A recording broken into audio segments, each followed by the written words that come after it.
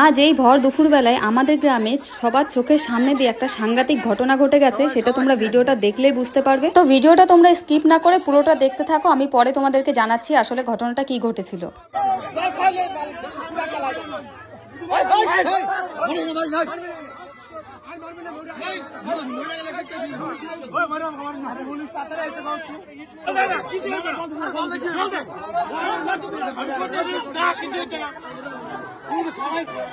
আনা খাপ জল খাপ আর খাইতে দে জল আরে খাই দে না মানুষ জলদি খাইলে এবার না বাস আনা এই আর দিন গুলো কই এই ঝাপে হ্যাঁ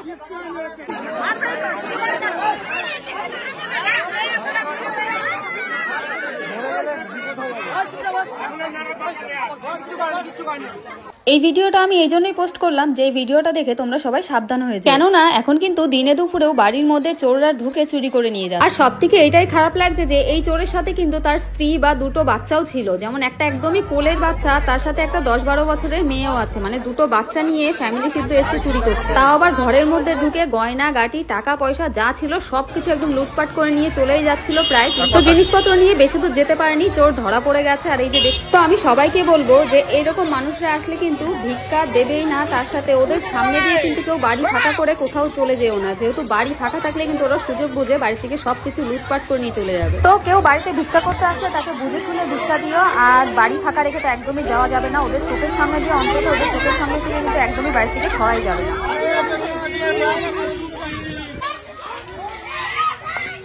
Hello guys,